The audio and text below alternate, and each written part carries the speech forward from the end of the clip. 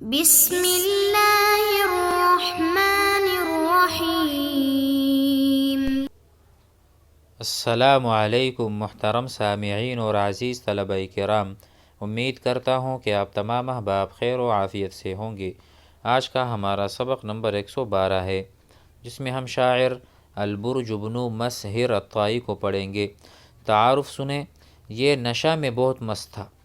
اس حالت میں اپنے چچا کی بیوی کے ساتھ کچھ بدتمیزی کی۔ بعد میں جب معلوم ہوا تو نادم ہوا، چچا کے پاس معذرت لے کر آیا۔ چچا نے کہا کہ یہ معذرت اس بات کی دلیل ہے کہ تو ہوش میں تھا، ورنہ تجھے اپنی بدتمیزی کا کس طرح علم ہوا؟ لہٰذا اس کے بعد میں نہ تم سے بات کروں گا، نہ تمہارے ساتھ رہوں گا، اور نہ تمہارے ساتھ جنگ میں شریک ہوں گا۔ تو اب مذکورہ اشعار میں اس کا شکوہ اور گلہ ہے۔ تو آئیے اس شاعر کے اشعار کو پڑھتے ہیں اور سمجھتے ہیں۔ اس سے پہلے کہ ہم یہ اشعار پڑھیں، پچھلے سبق کا ایک شعر ہمارا یہاں پر رہتا ہے، اس کا ترجمہ ہم کر کے آگے چلتے ہیں۔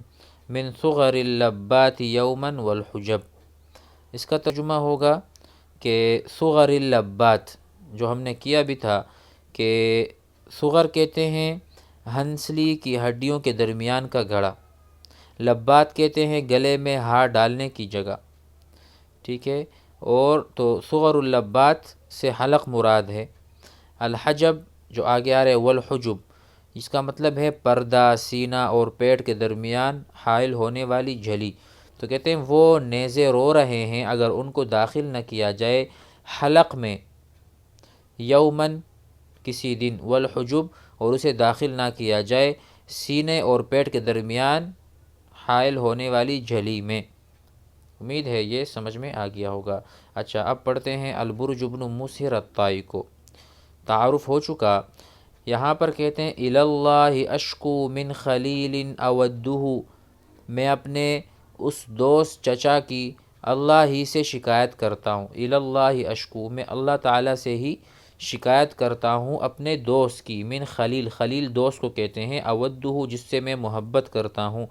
ثلاث خلال کلھا لی غائظ، جس کے ساتھ میں محبت کرتا ہوں، اود احب، تین عادتوں کی جو سب کے سب میرے لیے نقصان دیں۔ ثلاث خلال، اور یا اس طرح ثلاث خصال، ٹھیک ہے، جس میں 6 صفتیں ہیں، کلھا وہ تینوں کی تین، لیا میرے لیے، غائظ نقصہ میرے لیے نقصان دہ ہیں وہ 3 صفتیں، پھر بھی میں اس کے کیا کرتا ہوں؟ اللہ تعالیٰ کو شکایت کرتا ہوں۔ تو آئیے مزید اشعار پڑھتے ہیں اس کے۔ فَمِنْهُنَّ أَلَّا تَجْمَعَ الدَّهْرَ طَلْعَةٌ بُيُوتًا لَنَا يَا طَلْعَ سَيْلُكِ غَامِضُ، وَمِنْهُنَّ أَلَّا أَسْتَطِيعَ كَلَامَهُ وَلَا وُدَّهُ حَتَّى يَزُولَ عُوَارِضُ، وَمِنْهُنَّ أَلَّا يَجْمَعَ الْغَزْوُ بَيْنَنَا وَفِي الْغَزْوِ مَا يُلْقَى الْعَدُوُّ الْمُبَاغِضُ، وَيَتْرُكُ ذَا الْبَأْوِ الشَّدِيدِ كَأَنَّهُ مِنَ الذُّلِّ وَالْبَغْضَاءِ شَهْبَاءُ مَاخِضُ، فَسَائِلْ هَدَاكَ اللَّهُ أَيُّ بَنِي أَبٍ مِنَ النَّاسِ يَسْعَى سَعْيَنَا وَيُقَارِضُ، نُقَارِضُكَ الْأَمْوَالَ وَالْوُدَّ بَيْنَنَا كَأَنَّ الْقُلُوبَ رَاضَهَا لَكَ رَائِضُ۔ فَمِنْهُنَّ، تو ان خصال میں سے ایک یہ ہے، اللہ تجمع الدہر طلعۃ۔ پہلے طلعۃ کا مطلب جسے ہم نے پہلے پڑھا تھا ٹیلا، ٹھیک ہے؟ تو کہتے ہیں اللہ تجمع، اس میں سے ایک یہ ہے کہ اب زمانہ بھر کوئی ٹیلا ہمارے گھروں کو جمع نہیں کرے گا، اور اس ٹیلے تیرا سیلاب، اور اے ٹیلے تیرا سیلاب خشک ہو جائے اور تو ختم ہو جائے، یہ پہلی عادت پر اظہار حسرت اور شکوہ ہے۔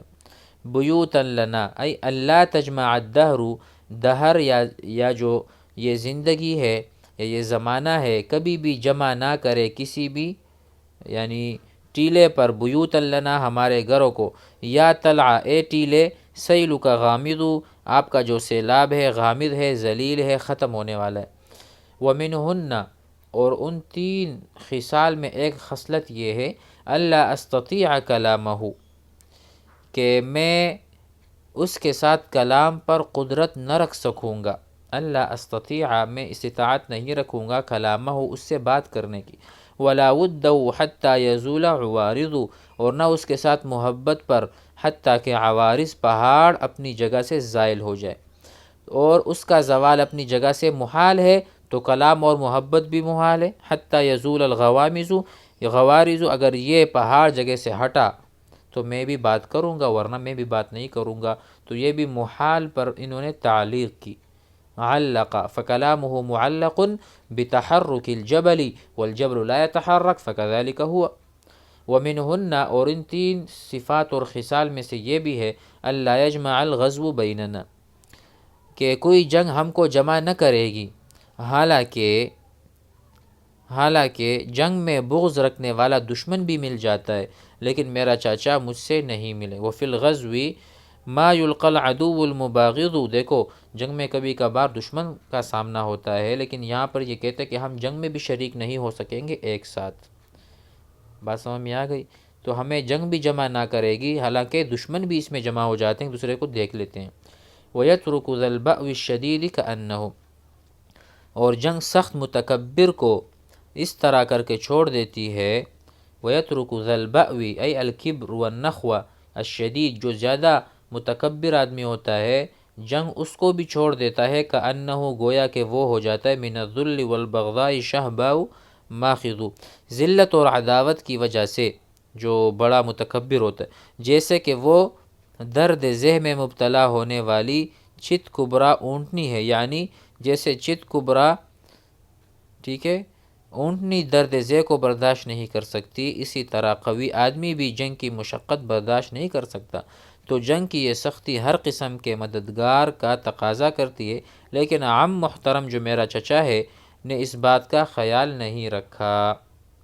فَسَائِلْ هَدَاكَ اللَّهُ أَيُّ بَنِي أَبٍ، کہ اے چچا اللہ آپ کو ہدایت دے، آپ پوچھئے کہ لوگوں میں سے کس باپ کے بیٹے ہماری جیسی سعی اور حالات کا مقابلہ، ہداک اللہ ایو بنی ابن، کون ہے جو اپنے باپ کے بیٹے ہیں، من الناس لوگوں میں سے، یسعی سعینا ہماری طرح حرکت میں ہوتے ہیں، ہماری طرح محنت کرتے ہیں، ویقارض ویجازی ویعامل، کہ وہ حالات سے مقابلہ کرے، ایسا تو کوئی بھی نہیں ہے۔